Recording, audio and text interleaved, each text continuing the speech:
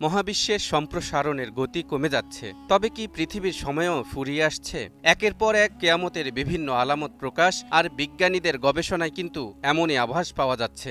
একসময় যে মহাবিশ্ব দ্রুত সম্প্রসারণের কারণে ছিল অগোছালো আর এলোমেলো, এখন সেই সম্প্রসারণ ও বিবর্তনের গতি অনেকটাই কমে গেছে। তাই তো মহান আল্লাহ তাআলা বলেছেন, أولم يتفكروا في أنفسهم ما خلق الله السماوات والأرض وما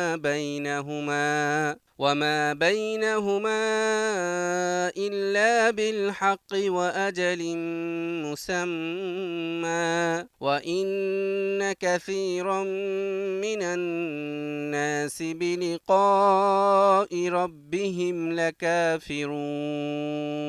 তারা কি ভেবে দেখে না, মহাকাশ ও পৃথিবী এবং এ দুইয়ের মধ্যবর্তী সবকিছুই আল্লাহ যথাযথভাবে ও নির্দিষ্ট সময়ের জন্য সৃষ্টি করেছেন, কিন্তু মানুষের মধ্যে অনেকেই তাদের রবের সাক্ষাতে অবিশ্বাসী। সম্প্রতি ইউনিভার্সিটি অব পেনসিলভ্যানিয়ার গবেষক জোশুয়া কিম এবং ম্যাথিউ মাধবচেরিলের নেতৃত্বে এক গবেষণায় উঠে এসেছে, মহাবিশ্বে পদার্থ ছড়িয়ে পড়ার গতি কমে আসায় বিজ্ঞানীদের ধারণার চেয়ে এখন তা কম অগোছালো। তাদের এই আবিষ্কার মহাবিশ্ব কিভাবে বিবর্তিত হয়েছে সে সম্পর্কে নতুন ধারণা দিয়েছে বলে প্রতিবেদনে লিখেছে বিজ্ঞানভিত্তিক সাইট নরিজ। গবেষণাটি প্রকাশ পেয়েছে জার্নাল অব কসমোলজি অ্যান্ড অ্যাস্ট্রোপার্টিক্যাল ফিজিক্সে।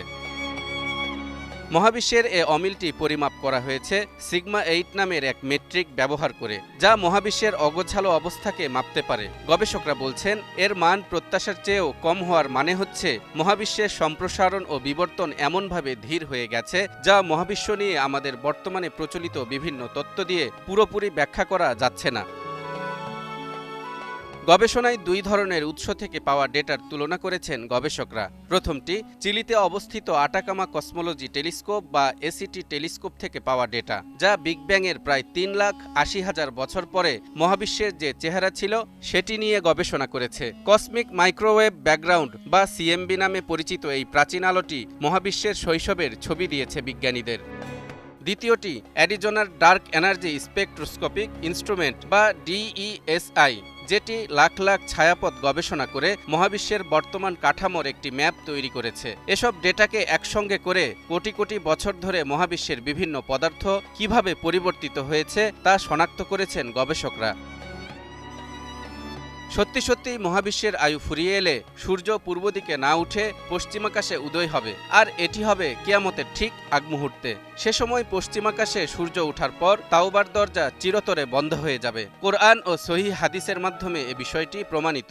আল্লাহ তাআলা বলেন, হাল ইয়ানজুরুনা ইল্লা আন তা'তিয়াহুমুল মালাইকাতু আও ইয়াতিয়া রাব্বুকা আও ইয়াতিয়া বা'দু আয়াতি রাব্বিক يوم يأتي بعض آيات ربك لا ينفع نفسا إيمانها لم تكن آمنت من قبل أو كسبت في إيمانها خيرا قل انتظروا إنا منتظرون। তারা শুধু এ বিষয়ের দিকে চেয়ে আছে যে তাদের কাছে ফেরেশতা আগমন করবে, কিংবা আপনার পালনকর্তা আগমন করবেন, অথবা আপনার পালনকর্তার কোনো নিদর্শন আসবে। যেদিন আপনার পালনকর্তার কোনো নিদর্শন এসে যাবে, তখন এমন ব্যক্তির ঈমান কোনো উপকারে আসবে না যে পূর্ব থেকেই ঈমান আনয়ন করেনি কিংবা স্বীয় বিশ্বাস অনুযায়ী কোনো সৎকাজ করেনি। হে নবী, আপনি বলুন, তোমরা অপেক্ষা করতে থাকো, আমরাও অপেক্ষা করতে থাকলাম। অধিকাংশ মুফাসসিরে কোরআনের মতে এই আয়াতে কোনো নিদর্শন বলতে পশ্চিম দিক থেকে সূর্য উদয়কে বোঝানো হয়েছে। ইবনে জারির আত-তাবারি রহমাতুল্লাহ আলাইহি বলেন, আয়াতে বর্ণিত নিদর্শনটি পশ্চিমাকাশ থেকে সূর্য উদিত হওয়ায় অধিক বিশুদ্ধ, কারণ এ ব্যাপারে অনেক সহিহ হাদিসও বর্ণিত হয়েছে। যেমন, যতদিন পশ্চিম দিক থেকে সূর্য উদিত হবে না ততদিন কিয়ামত হবে না। যখন পশ্চিম দিক থেকে সূর্য উদিত হবে এবং মানুষ তা দেখতে পাবে, তখন সকলেই ঈমান আনবে। তখন এমন ব্যক্তির ঈমান কোনো উপকারে আসবে না যে পূর্ব থেকে বিশ্বাস স্থাপন করেনি কিংবা স্বীয় বিশ্বাস অনুযায়ী কোনো সৎকাজ করেনি।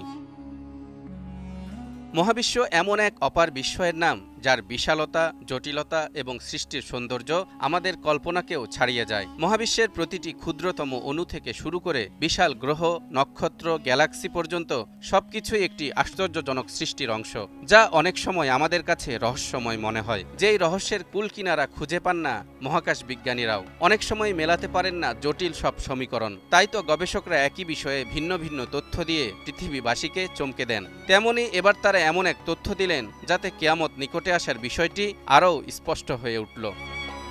তালহা ইবনে রেজা, নিউজ 24।